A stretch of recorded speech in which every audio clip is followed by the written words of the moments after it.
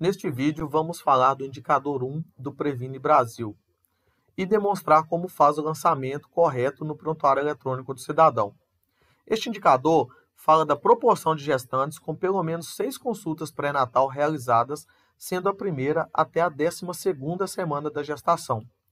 Neste ano de 2022, saiu uma nota técnica com algumas mudanças importantes neste indicador que eu vou estar demonstrando.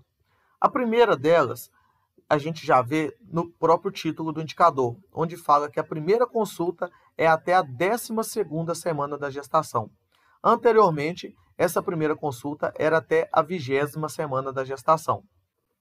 Outra mudança é que o Ministério baixou a meta deste indicador de 60% para 45%, entendendo que algumas gestantes podem fazer o pré-natal particular ou iniciá-lo em um município e terminar em outro. Com isso, os municípios em que a gestante fez o pré-natal perderá essa gestante no indicador.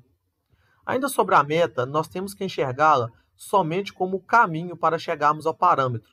Nós não podemos usar a meta como objetivo de trabalho. Temos que ter o propósito de chegar ao valor do parâmetro, que é 100% das grávidas com a primeira consulta até a 12ª semana da gestação e 6 consultas realizadas na APS. Imagina se a cada 10 gestantes, somente 4 ou 5 fazem todo o pré-natal na rede pública. É um número muito baixo. Temos que trabalhar para chegar o mais próximo possível do parâmetro.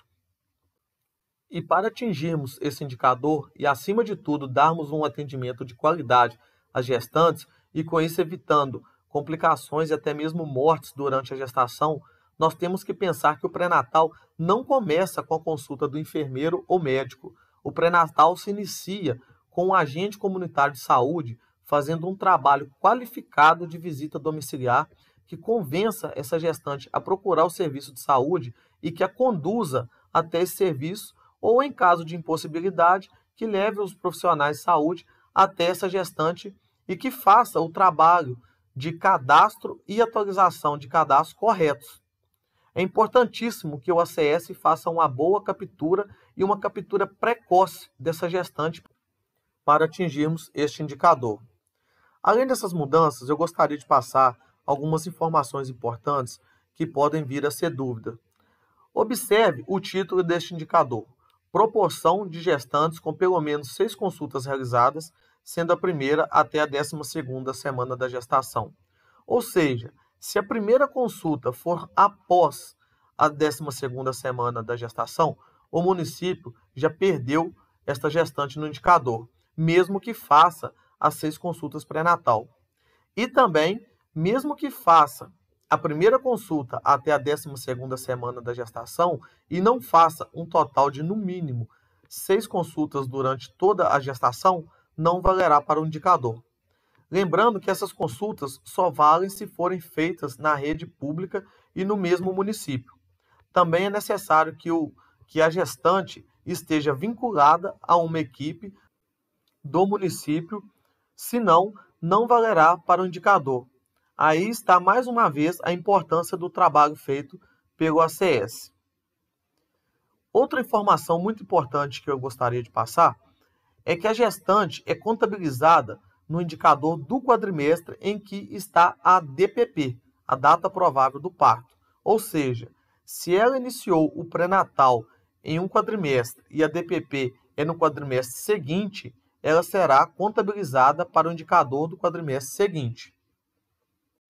Agora eu vou mostrar como fazer o lançamento correto desse indicador no PEC, o Prontuário Eletrônico do Cidadão. Aqui nós temos o guia para a qualificação dos indicadores. Primeiramente, vamos observar que o Ministério ainda não fez a atualização deste guia. Aqui a gente tem a primeira consulta até a 20ª semana da gestação. Lembrando que na nota técnica deste ano de 2022, essa primeira consulta mudou para a 12ª semana da gestação. Então, a primeira coisa a ser feita é fazer a identificação dessa gestante. Essa gestante deve ter o CPF ou Cartão Nacional do SUS vinculado ao seu cadastro. Lembrando que é sempre importante dar preferência para o CPF. E é importante também observar se o sexo está como feminino no cadastro da gestante. A gestante não pode ter nenhuma inconsistência no seu cadastro. Assim que a gestante for iniciar o pré-natal, avalie o cadastro dela. É importante que não tenha nenhuma inconsistência e que este cadastro não esteja duplicado, tá? Então é muito importante que não tenha nenhum erro no cadastro individual nem territorial desta gestante. Vamos passar para a página do PEC para fazer o demonstrativo. Então, aqui no SWAP, nós temos o subjetivo, né, que a gente vai preencher com o motivo da consulta, o relato do paciente. Depois, vemos para essa parte do objetivo, que é a avaliação do quadro clínico pelo profissional. No caso da gestante, é neste campo que vamos descrever com mais detalhes toda a evolução dela. Logo após o objetivo, temos o campo onde preencheremos a DUM, a data da última menstruação. Logo após indicarmos que essa consulta é uma consulta de pré-natal, este campo se tornará obrigatório e através dele que o Ministério vai calcular a IG, a idade gestacional, e vai saber se a primeira consulta foi até a 12ª semana da gestação. Caso a paciente não saiba a DUM correta, coloca-se uma data aproximada e o profissional tem que pedir com urgência o ultrassom para avaliar e fazer a correção da DUM. E aqui nós temos o campo de antropometria, que pode estar fazendo a medição de altura e peso da gestante, e ele calcula o índice de massa corporal automático, e o campo de sinais vitais, onde podemos estar fazendo a aferição da pressão arterial dessa gestante. Aqui temos o quadro de vacinação, para indicar se a vacinação dessa gestante está em dia. Temos o quadro de glicemia, onde podemos estar fazendo a glicemia capilar dessa gestante. E aqui temos o quadro de exames solicitados e ou avaliados, que podemos estar utilizando em caso de alguma solicitação ou avaliação de exames. Logo abaixo, temos a parte de avaliação, onde vamos indicar o problema e ou condição detectada. Aqui é importantíssimo colocarmos o CIAP-2 correto e, no caso do médico, pode ser o CID-10. Tá? Vamos observar que, ao colocarmos o CIAP-2 W78, que é gravidez, automaticamente o campo do CID-10 é preenchido com supervisão de gravidez normal e o campo de inserir na lista de problema e condições como ativo já fica marcado automaticamente. Assim que clicamos em confirmar, observe que abre o campo de pré-natal. Se fizermos o preenchimento incorreto do CIAP-2, este campo de pré-natal não será habilitado. Observe, vou excluir aqui e vou colocar o CIAP-2 W01. O que o W01 inclui? Ele quer dizer questão sobre a gravidez. Inclui menstruação em atraso ou sintomas que indiquem uma gravidez. O que ele exclui? Receio de gravidez e gravidez confirmada. Então, é um CIAP que não devemos colocar em caso de gestação. Vamos colocar aqui para ver o que acontece. Olha só, coloquei ele, não preenche nada no CID-10 e esse campo não é marcado automaticamente. Tá vendo? E assim que eu confirmo, não abre o campo de pré-natal. Então, este código está errado. Vamos colocar o W78 novamente. Olha só, coloco o W78, já fica tudo preenchido automático e vamos confirmar. Então, se não preenchermos correto o código do CIAP-2 ou CID-10 e não habilitar este campo de pré-natal, o Ministério contabiliza essa consulta como uma consulta clínica normal e não uma consulta de pré-natal. Dessa forma, a gente está perdendo essa consulta para o indicador. Neste campo de pré-natal, nós podemos preencher as informações que já tivermos. Ou se ainda não tivermos informações, podemos deixar para preencher nas consultas posteriores. Depois temos a parte do plano, que é onde coloca-se o que o profissional vai intervir ou acompanhar sobre a gravidez. Nesta parte de intervenção e ou procedimentos clínicos, incluímos os testes rápidos ou qualquer outro procedimento que for feito. E assim podemos finalizar o atendimento da gestante. Lembrando que aqui a gente tem prescrição de exames, orientações, encaminhamentos, medicamentos, tá? Se for o caso, podemos estar utilizando este campo. Vamos voltar aqui para o guia. Observe que fizemos o passo a passo informado no guia. Primeiro, identificamos a gestante, depois preenchemos a DUM e, posteriormente, colocamos o CIAP2 ou CID-10 corretamente no campo de avaliação. A partir da próxima consulta, você vai observar que vamos ter esse campo, esse botão de pré-natal em acompanhamentos, e no SWAP também teremos este outro botão do pré-natal, que eu vou estar demonstrando para vocês.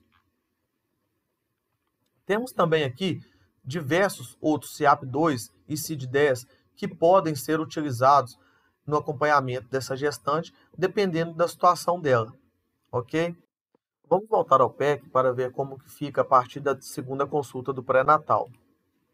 Observe que aqui na folha de rosto, aqui na parte de problemas e condições, temos já indicado que esta mulher está grávida, tá? Que a gente colocou o código do CIAP2 W78. Temos a parte de acompanhamento, onde que foi habilitada o botão do pré-natal. Através desse botão, nós podemos acompanhar todas as consultas dessa gestante, tá? A data da consulta e o IG. Aqui temos diversas informações, como o IMC, tá? Tudo gera um gráfico.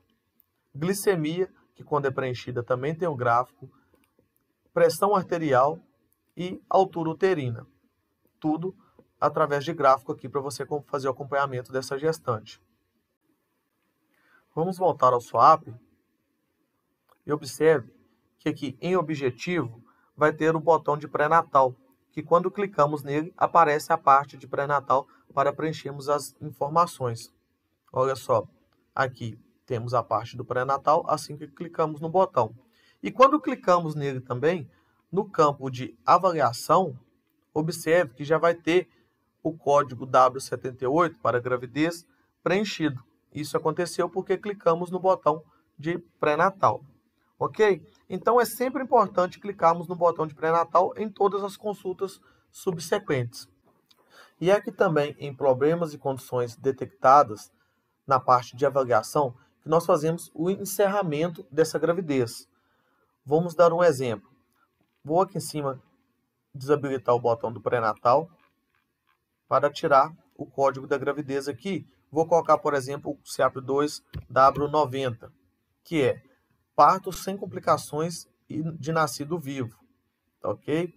Observe que o campo de inserir na lista de problemas e condições como ativo já é preenchido automaticamente. Vamos confirmar e aqui a gente finaliza a gestação dessa pessoa, tá? A gente precisa colocar o desfecho, tá? Se for uma gravidez única, dupla, gemelar, tripla ou mais, ou ignorada, e temos que colocar a data do desfecho. Assim, nós finalizamos a gestação, ok? Voltando aqui no guia, podemos observar que temos diversos códigos para fazer o encerramento desta gravidez. Temos o código para aborto espontâneo, aborto provocado, parto sem complicações de nascido vivo, parto sem complicações de natimorto. Temos diversos códigos para a gente estar finalizando esta gestação.